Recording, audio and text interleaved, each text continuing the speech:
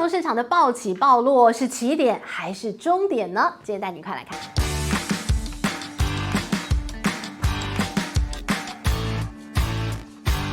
嗨，大家好，我是志玉，今天跟大家聊聊最近的金融市场的暴起暴落，就仿佛坐云霄飞车一般。那这个云霄飞车什么时候是个头呢？还不是，还没到时候。好，我们先来带您看看最近呢，大家这样形容说，这应该是这个世界上非常多重因素的金融危机。你听到金融危机就好怕，对不对？但是呢，现在是多重因素啊，所以你要说真的找到哪一个关键因素，好像也不是，这是好多的因素累积变成了今天很复杂的金融市场。好，我们要带你来看到这样大震荡的一个时代现在应该才刚刚开始所以大家要有点心理准备，你的心脏的强度可能接下来还要再继续承受了那怎么个看法呢？你会觉得怎么会有一天突然间猪羊变色？不是前一阵子还在告诉大家说那个 AI 就是接下来的未来，底气在这里，它持续的往上，趋势就在这，那么一瞬间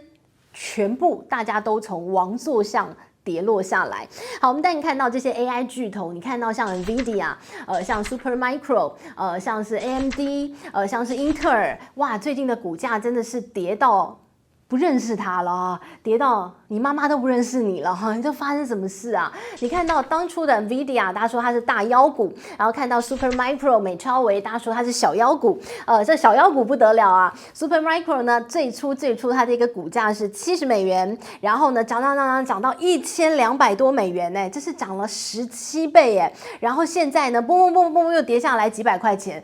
跌了60%这么多这妖股真的是暴起暴落，就像现在的金融市场。然后你看到 NVIDIA 分拆之后也是不断的在往下挫，发生什么事啊？大家都紧张，因为大家觉得企业的估值太高了，大家觉得它的财报好像已经撑不起这么高的股价了。同时间大家还看到了很多的美国的经济数据，大家觉得经济要衰退了，好怕最重要最怕的就是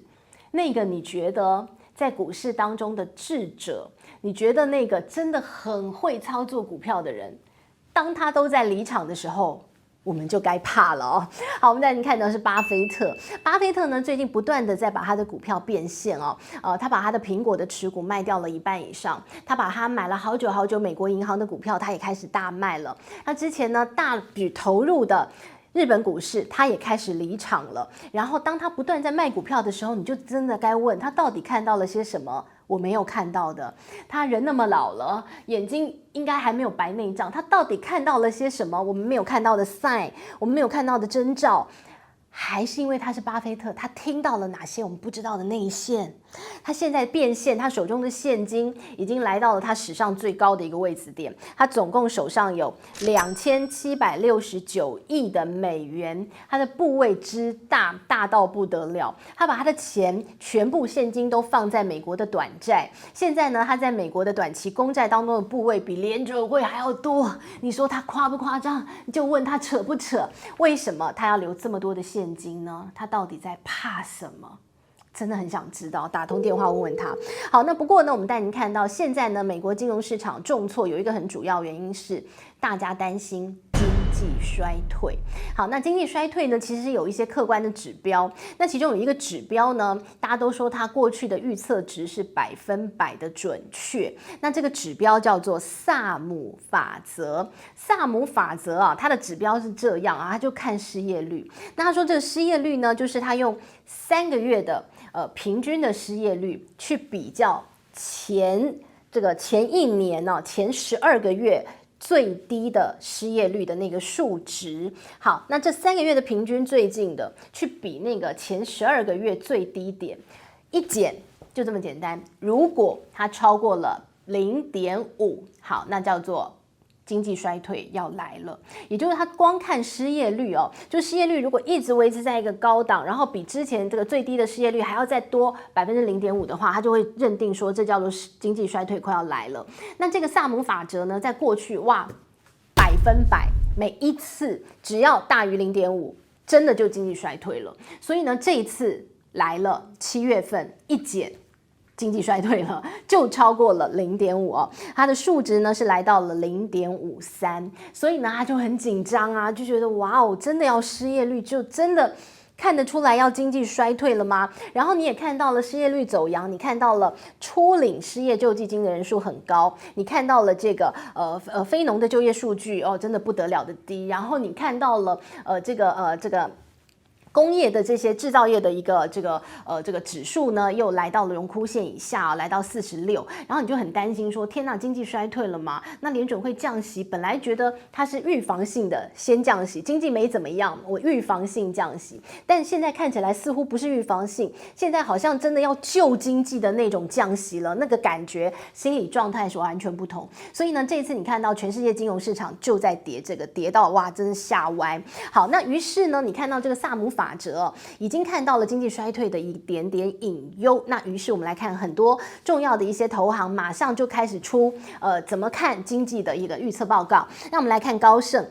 呢，他就说12个月内会发生经济衰退的一个几率，他已经把它往上调高啊，调高了10%，他认为有1/4的机会会在1年内看到经济衰退。那另外你看小摩说现在的经济状况好像已经看到了一些衰败的状况，所以他认为啊，现在会落入经济衰退的机会已经大过50%，也就是有超过一半的机会你会看到经济衰退了。好，那一家接着一家的投行，他们对于经济预测的一个状况，现在好像都已经从本来的非常乐观，现在从中性已经有一些落入悲观的状态了，所以这个时候难怪全世界金融市场大家都会觉得非常担心。好，那于是呢，我们就讲回来，金融市场的暴涨暴跌未来就会成为常态哦。你看到前一阵子，你看到费半的重挫，你看到可以跌5%，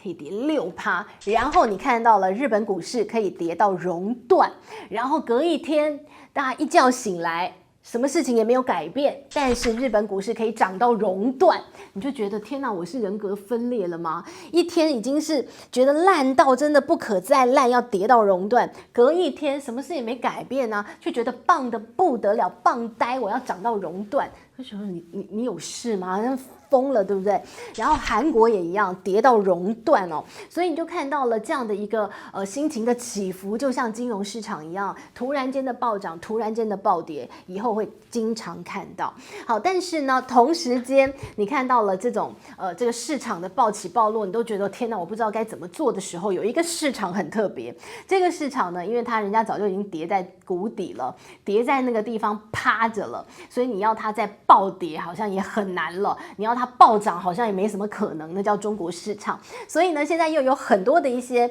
这个大投行已经看到中国市场的可贵，看到它真可爱，因为呢它不像这个日本会跌到熔断哦，就觉得真可爱，你就躺在那个地方趴着也挺好的，只要不要在这个感觉这个空中自由落体，你趴着蛮好的，不要再跌到18层地狱。所以你就看到了中国市场最近有很多人又重新开始提起。我们简单举几个例哦。首先你看到中国，你会说哎呀，不是很多隐忧吗？可能又要被美国制裁啊，但是他现在开始预做准备哦。你看到中国最近啊，去跟三星下了很多订单，去买了 HBM， 买高频宽的记忆体，就是担心之后这个品项也要被纳入制裁行列，可能买不到，我先赶快多买一点。然后呢，你又看到了这个中国呢慢慢挖鸭子划水，反正已经趴着了嘛，对不对？还能烂到哪呢？我都趴在地上了，还要我怎样？所以你看到最近中国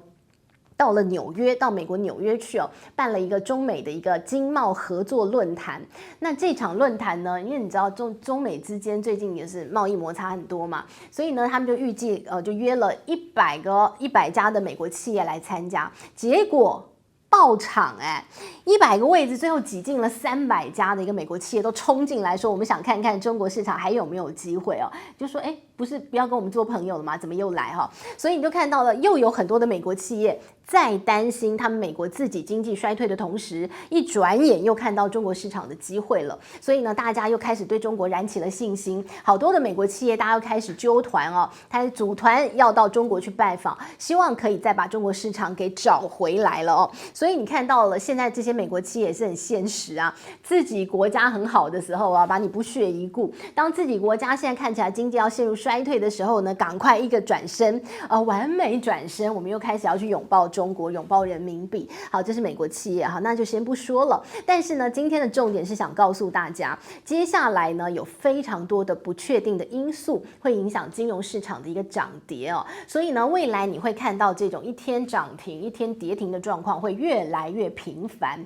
特别呢，在过去的一些西方的经济整体来讲，它是用债务驱使的经济发展啊。什么意思呢？你看到现在很多这种西方的资本主义的一个做法呢，就是它用钱去生钱。所以你要解决经济的危机，你要这个促进经济的发展。什么叫债务驱使？你就简单举例，像国家好了，我要做这个国家的建设，然后我没有钱怎么办呢？我就发债，所以那叫债务的驱使。然后我就弄到很多钱啊，我用很多钱，我就可以去做很多国家基础建设，我可以去发展这个、发展那个、发展科技、发展制造业，然后我国家的 GDP 就一直不断的往上垫高，你就感觉哇，这个国家欣欣向荣。但是回头一看，我债务好多，那叫做债务驱使的经济发展。很多西方国家的经济就是这一套，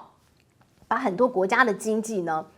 弄得非常漂亮，很美，很棒。那就像美国一样，但是它的债务真是不得了，欠一屁股钱啊。但是呢，你看它的经济成长率怎么那么好啊？那么棒啊，棒呆！好，那叫做债务驱使的一个经济的荣景。但是呢，你不断的印钞票，你不断的去借钱，那你有一天要还吧？那这样的一个泡沫越吹越大的时候呢，就像我们之前的一个影片告诉大家的是，你出来混，总有一天要还的啊！你借这么多钱，你总有一天要面对现实的哦。这样的一个泡沫什么时候会破，我们真的不知道。但是呢，这样的一个这个越滚越大的一个这个经济的一个成长的雪球啊，我们可以来观察它了哦。这是当中有非常多的隐忧的哦。那当然呢，我们看到这个资本主义的危机呢，于是乎你就回头一看，最近有很多这个巴黎的这个学者他们在讨论说，这个中国被美国制裁，那他们认为呢，很大一部分呢是因为美国从中国再榨不出更多的钱，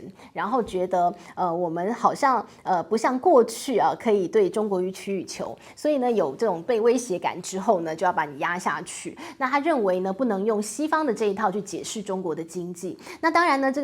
个议题很大，我们改天再来细聊。但是呢，讲回来要告诉大家的是哦，现在呢一直到联准会9月份决定它的降息政策之前，一直到美国的总统大选之前，都还会有非常多政治的、非政治的，还有很多的客观的因素会影响到金融市场的表现。所以呢，这样暴起暴落的状态呢会持续下去，大家以后会看得非常习惯。你现在觉得金融市场好惨好惨，但是呢有一个很残酷的事实要告诉你，就是这绝对不会是你这一波看到最惨的状况。可能还有哦，所以呢，还是建议大家哦，在投资的时候一定要控制你的风险了。现在呢，你应该把钱就像巴菲特一样，放到一个比较安全的地方去。巴菲特是放在短期的公债当中，或者你可以放在避险的一个商品当中，比如说像是日元，你放在金融市场当中，你就要有那个心脏去承受像云霄飞车般的暴起暴落。好，那就提醒大家喽，希望你喜欢今天的内容，我们下回见，拜拜。